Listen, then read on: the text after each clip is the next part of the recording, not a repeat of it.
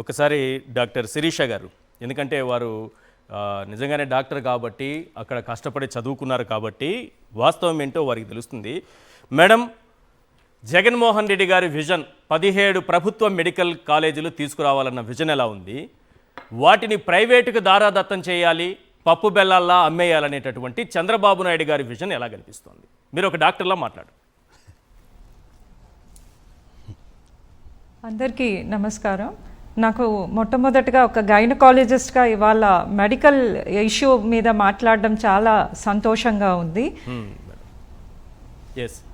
First of all, public private partnership కింద మన Jagan sir తెచ్చినటువంటి 10 మెడికల్ కాలేజ్ని ఇవాళ ప్రైవేటైజేషన్ చేయడం అనేది అంటే ఎంత ప్రమాదకరం అనేది మనకు ఎప్పుడు తెలుస్తుందంటే, జగన్ గారు ఏదైతే ప్రతి పార్లమెంట్ నియోజకవర్గానికి ఒక ప్రభుత్వ మెడికల్ కాలేజ్ తీసుకొచ్చే ఇనిషియేటివ్ ఎందుకు తీసుకున్నారు, దాని వెనకాల ఉండే ఉద్దేశం ఏంటో మనం అర్థం చేసుకుంటే ఇవాళ కూటమి ప్రభుత్వం ప్రైవేటైజేషన్ ఎంత ప్రమాదకరమో మనకు అర్థమవుతుంది.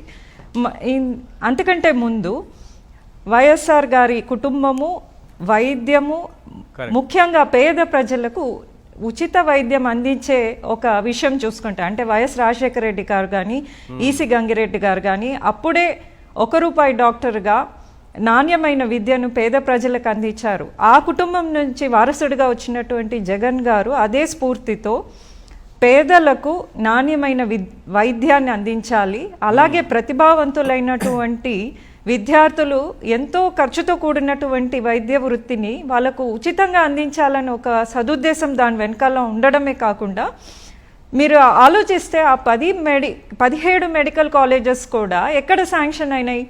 అన్నీ ఆల్మోస్ట్ అండర్ డెవలప్డ్ అయినటువంటి డిస్ట్రిక్ట్స్, అంటే ఎక్కడైతే ఆస్పిరేషనల్ డిస్ట్రిక్ట్స్ అంటాం కదా, అటువంటి ఏరియాస్. ఫర్ ఎగ్జాంపుల్ మా రాయలసీమలో తీసుకుంటే మార్కాపురం, మదన్పల్లి, ఆదోని, ఇంకా మనం అటువైపు ఉత్తరాంధ్రకి వెళ్తే పాడేరు కానీ, తర్వాత ఏలూరు, ఇట అన్నీ రాజమహేంద్రవరం కానీ, పాలకొల్లు కానీ, సో ఈ ఏరియాస్ అన్నీ కూడా అండర్ డెవలప్డ్.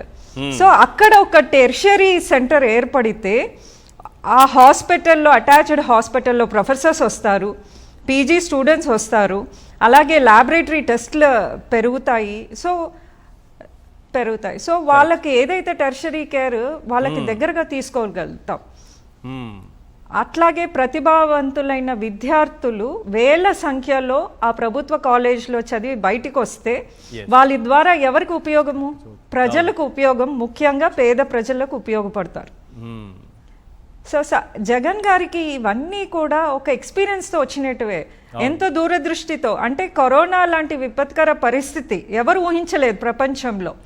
ఆ టైంలో మనం రాయలసీమలో చూస్తే, తిరుపతిలో నేను ప్రాక్టీస్ చేస్తాను, సో ఇక్కడ చూస్తే వేల మందిలో రాయలసీమ ఏరియాస్ నుంచి అక్కడ కనీసం మినిమం ఇన్ఫ్రాస్ట్రక్చర్ లేక, అంటే ఆక్సిజన్ అవైలబిలిటీ లేక వేల మందిలో ఒక్కసారిగా తిరుపతిలో రావడం వల్ల చాలా మందికి బెడ్స్ అవైలబిలిటీ లేక దారిలోనే చనిపోవడం చూసాం.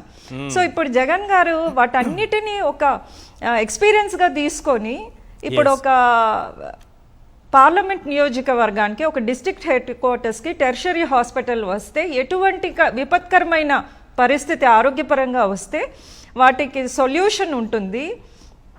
అట్లాగే ఇంకొక విషయం ఏంటంటే, WHO కానీ యునైటెడ్ నేషన్స్ యూనివర్సిటీ ఒక స్టాటిస్టిక్స్ చెప్తుందన్నమాట. అదేంటంటే డాక్టర్ పాపులేషన్ రేషియో మన ఇండియాలో చూస్తే దాదాపు 1.3, అంటే 1000 పాపులేషన్స్కి 1.3 ఉంటే, already developed countries, developing countries లాంటి అమెరికాలో చూస్తే 2.6, ఆస్ట్రియాలో 5.5, జర్మనీలో 4.5, ఫ్రాన్స్ 3.2. అంటే మనము ప్రపంచ స్థాయి దేశాలతో పోటీ పడాల మన రాష్ట్రం అని జగన్ గారు ఎంత విజనరీగా ఆలోచించి ప్రతి డిస్ట్రిక్ట్కి ఒక టెర్షరీ కేర్ హాస్పిటల్స్ వస్తే పేద ప్రజలకు ఎంత ఉపయోగపడుతుంది అనేది ఆలోచించారు. అలాగే ఇప్పుడు మీరు ఒకటి గమనించాలి, 80% ఆఫ్ సూపర్ స్పెషలిస్ట్ డాక్టర్స్ అందరూ కూడా కోర్ అర్బన్ ఏరియాస్లోనే ఉంటారు.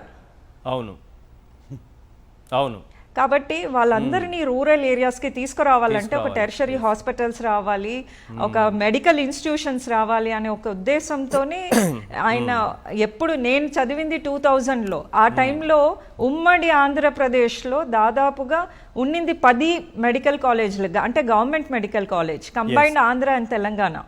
సో మాలాంటి మధ్యతరగతి కుటుంబం నుంచి వచ్చిన వాళ్ళు డాక్టర్ కళ అనేది ఉంటుంది కదా, దానికోసం ఎంత కష్టపడాల్సి వస్తుందో. ఎందుకంటే ప్రైవేట్ కాలేజీలో ఫీజు కట్టి చదివే అంత స్తోమత ఉండదు.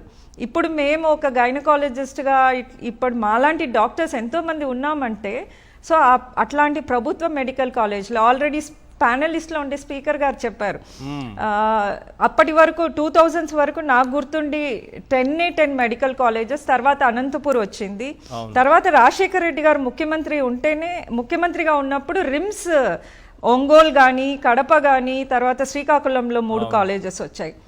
ఆ తర్వాత నాకు తెలిసి ఆఫ్టర్ ఇండిపెండెన్స్ ఒక్క 5 yearsలో అంటే దాదాపు 3 yearsలో జగన్ గారు 17 మెడికల్ కాలేజీలు తీసుకురావడం, అది కూడా ప్రభుత్వం. అంటే ఆ డెసిషన్ ఇచ్చినప్పుడు చాలా మంది చాలా రిస్కీ డెసిషన్ అని అనుకున్నారు. ఎందుకంటే ఒక మెడికల్ కాలేజ్ ఏర్పాటు చేయడమే చాలా కష్టం అనుకుంటే ఆ నిర్ణయం మరో 7 దరిదాపుగా అవును అడ్మిషన్స్ జరగాల్సినవి కొన్ని ఉన్నాయి, నిర్మాణాలు పూర్తయ్యే దశలో కొన్ని ఉన్నాయి. నిజంగా ఆ స్థాయిలో అంటే విజనరీ ఎవరనేది చాలా క్లియర్గా చాలా చక్కగా చెప్పారు మీరు.